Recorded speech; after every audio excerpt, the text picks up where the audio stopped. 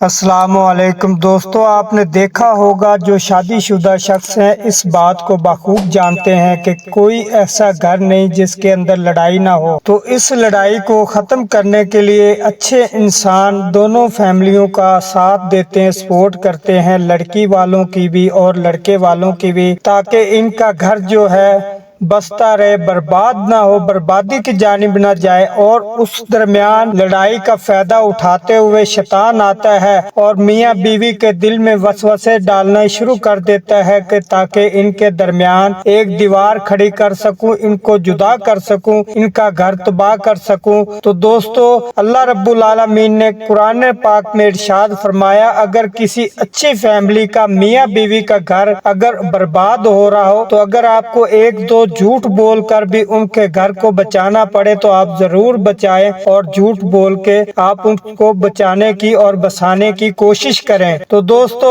مولانا تقی عثمانی صاحب نے قرآن حدیث کے حوالے سے اس پر بہت پیاری تفصیل بتائی ہے۔ آئیے ویڈیو دیکھتے ہیں، انشاءاللہ پھر وضاحت کرتے ہیں۔ سب سے زیادہ عام طور پر میاں بیوی کے درمیان جھگڑے ہو جاتے ہیں اور اس کی وجہ سے ایک گھر کا ماحول انتہائی خراب ہو جاتا ہے۔ میں نے وہ حدیث آپ کو سنائی کہ شیطان سب سے زیادہ خوش اس بات پر ہوتا ہے کہ میاں بیوی کے درمیان جھگڑا ہو جائے اور وہ جھگڑے کے بعد ان کے درمیان جدائی کرا دے۔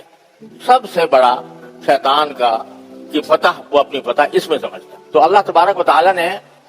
میاں بیوی کے جھگڑوں کے بارے میں میاں بیوی کے خاندانوں کو یہ حکم دیا ہے، وَإِنْ خِفْتُمْ شِقَاقَ بَيْنِهِمَا فَابْعَثُوا حَكَمًا مِّنْ أَهْلِهِ وَحَكَمًا مِّنْ أَهْلِهَا إِنْ يُرِيدَا إِصْلَاحًا يُوَفِّقِ اللَّهُ بَيْنَهُمْ، کہ اگر تم کبھی میاں بیوی کے درمیان جھگڑے کو دیکھو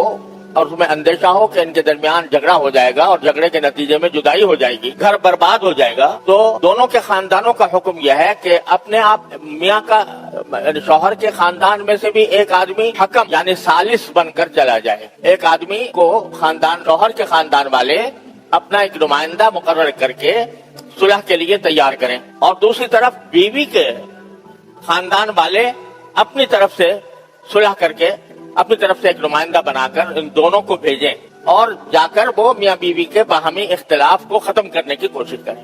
اور دیکھو، دونوں طرف کا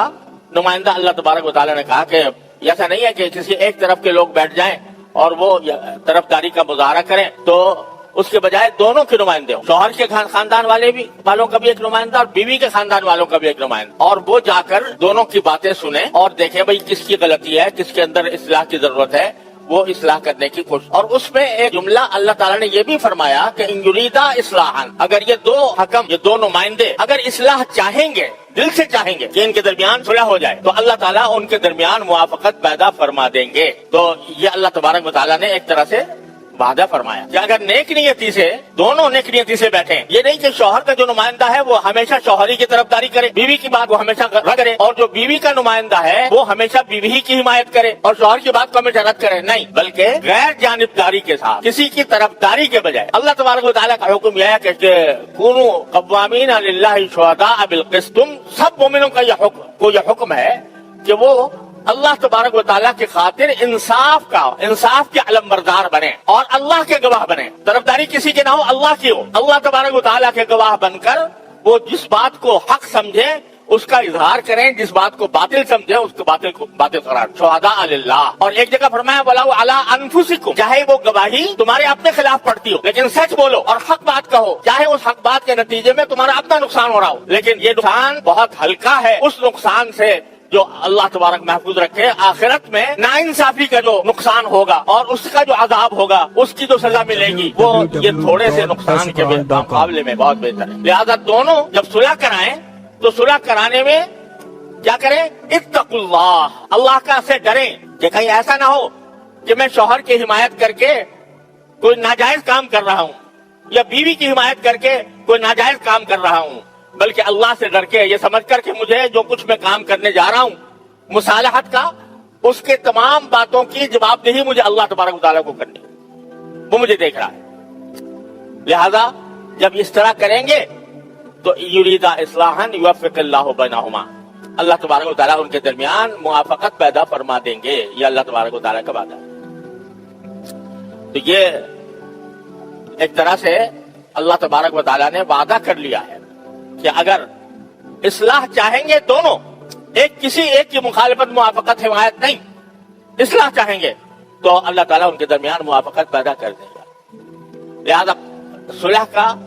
اصل طریقہ تو یہ ہے کہ کوئی تیسرا آدمی بیچ میں پڑھ کر حق کے مطابق فیصلہ کرے اور شریعت کے مطابق فیصلہ کرے. آج کل بھی ثالثی ہوتی ہے, باقاعدہ اس کے لیے ثالث باقاعدہ اجرت پر جھگڑوں کا تصفیہ کرتے ہیں, باقاعدہ اجرت لے کر دونوں فریقوں سے, اور اس کے باوجود بعض اوقات جھگڑا ختم نہیں ہوتا. تو اللہ محفوظ رکھے,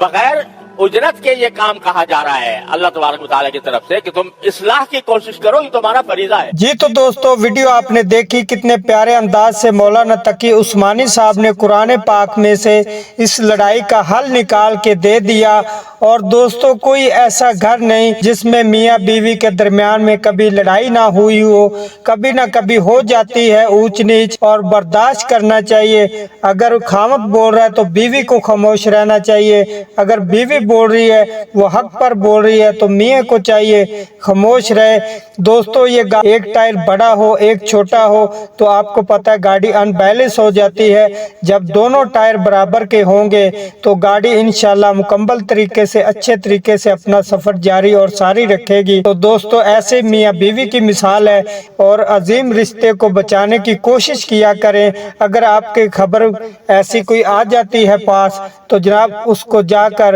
آگ نہ لگانے کی کوشش کریں, بلکہ دونوں میاں بیوی کو سمجھانے کی کوشش کریں. انشاءاللہ جو گھر بسانا جانتے ہیں وہ شیطان کے جانے کے بعد آپ کی باتوں کو غور سے سمجھتے اور سنتے ہیں, اور جناب وہ صلح کی طرف رجوع کرتے ہیں. تو دوستو امید کرتا ہوں مولانا تقی عثمانی صاحب کا یہ بیان آپ کو پسند آیا ہوگا. اگر ویڈیو آپ کو پسند آئی ہے ویڈیو کو لائک کیجئے گا اور چینل کو سبسکرائب کیجئے گا, اور پیارا سے ایک کمنٹ ضرور کیجئے گا.